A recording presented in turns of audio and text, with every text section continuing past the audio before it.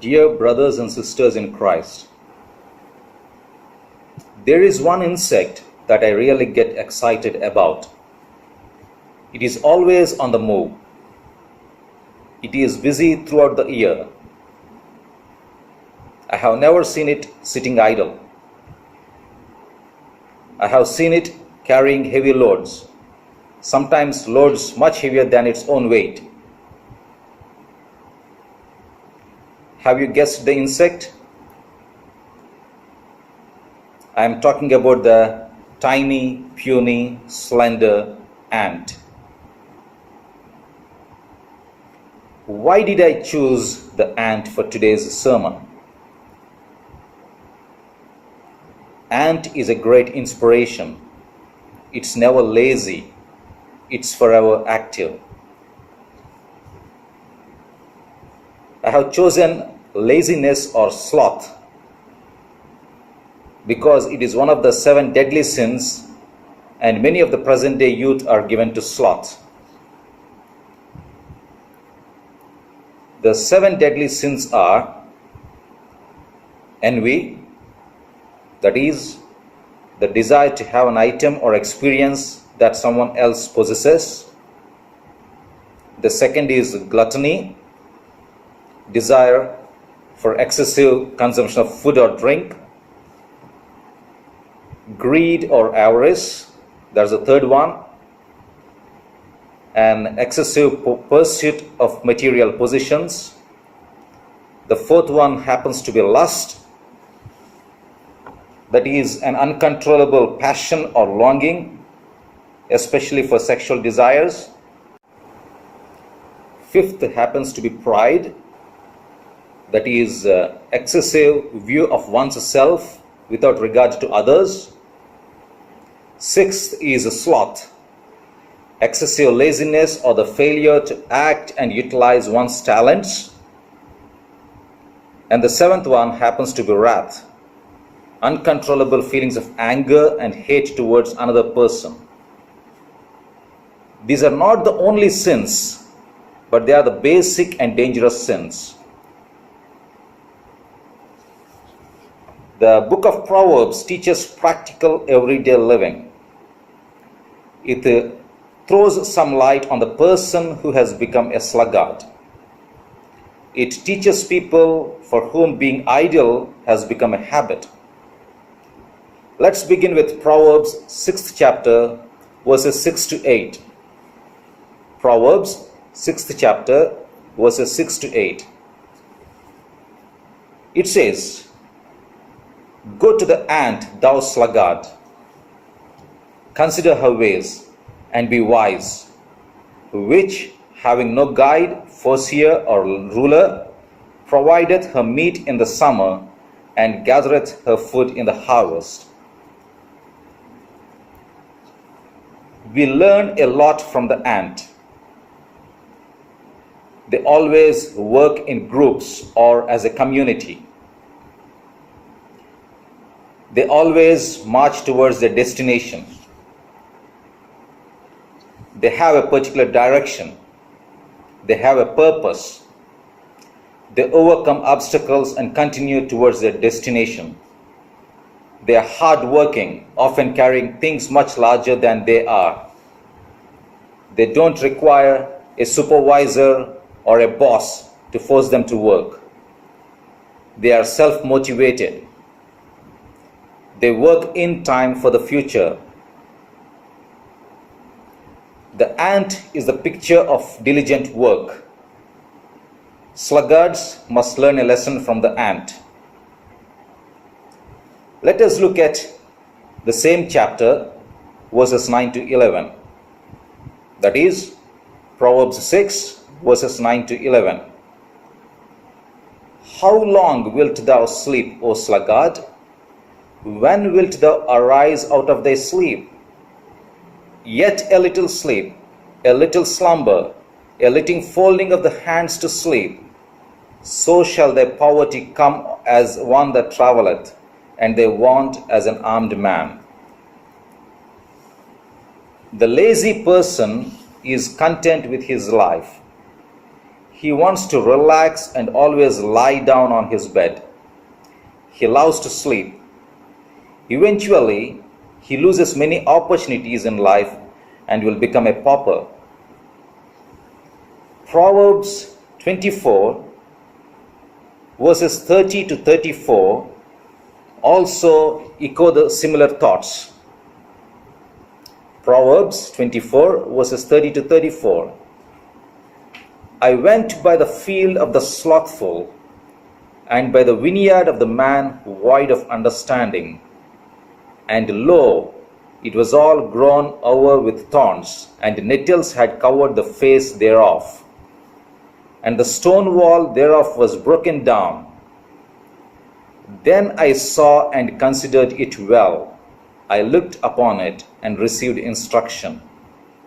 Yet a little slumber, a little folding of hands to sleep. So shall their poverty come as one that travelleth, and their want as an armed man. From the above verses, we come to know that the sluggard is not wise in his judgments. He chooses to sleep rather than to work. He doesn't want to go to his field and work. As a result, weeds begin to grow in his fields.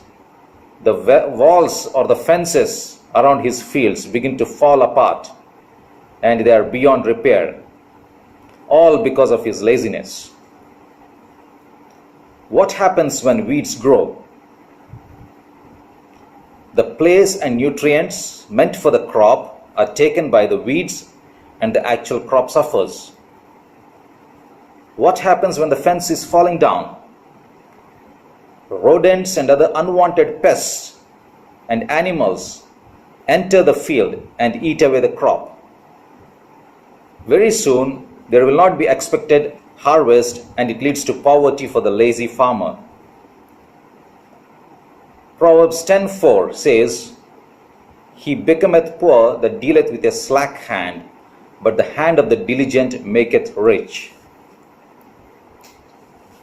All of us know that hard work leads to prosperity, but the lazy man becomes poor.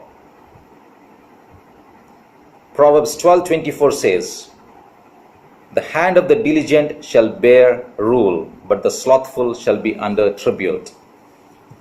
Yes, people who work hard are often in positions of power, while the slothful become the slaves.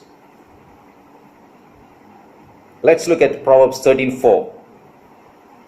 The soul of the sluggard desireth and hath nothing, but the soul of the diligent shall be made fat. Nothing can beat the satisfaction a person derives from a day's hard work. Proverbs 22:29. Seest thou a man diligent in his business? He shall stand before kings. He shall not stand before mean men. Yes, this proverb informs us that a diligent person, a hard-working person, will gain good position in the society and will gain recognition in this life. Proverbs 22:13 says, or reflects like this, The slothful man saith, There is a lion without. I'll be slain in the streets. Lions are found in the forests, not on the streets. Why then does the slothful man say that there is a lion outside his house? He's just trying to find an excuse to avoid work. So far we have just reflected on the Proverbs. What about King David? Let us look at 2 Samuel 11th chapter 1 to 4 verses. 2 Samuel 11th chapter 1 to 4 verses. And it came to pass after the year was expired, at the time when kings go forth to battle, that David sent Joab and his servants with him and all Israel, and they destroyed the children of Ammon and besieged Rabbah. But David tarried still in Jerusalem. And it came to pass in an eventide that David arose from off his bed and walked upon the roof of the king's house. And from the roof he saw a woman washing herself, and the woman was very beautiful to look upon. Instead of going to battle at the time when kings go for battle, David stayed at home. What was the result of his sloth? An idle mind is devil's workshop. He committed adultery, deceit, murder, and everything to cover up his sin. A king whom God called a man after his own heart committed the most heinous crimes in a single episode just because he was lazy and stayed at home. What lessons do we learn from the above referenced Proverbs and the life of King David? Are we like the ant that stores in summer for the winter, that gathers during the harvest when there is an opportunity? Or are we doing something else? Are we busy doing the things which we should not be doing? Are we busy sitting on the roadside coffee shop and whiling away our time? Are we busy partying in a pub? Are we busy driving motorbikes and cars presented by our parents? Are we busy trying to lure the opposite gender? Are we busy social networking? Let us introspect. Where do we stand? We may not be slothful, but we may be busybodies doing that which is not according to God's will. Let us not be sloth in our studies. Let us not be sloth in performing our duties. Let us not be sloth in helping the poor and needy. Let us not be sloth in reading the scriptures. Let us not be sloth in attending the church. Let us not be sloth in communing with other believers. Let us not be sloth in sharing the good news. Let us learn from the ant, and let us learn lessons from the Proverbs and King David's life also, that it's not good to be idle. May God bless you.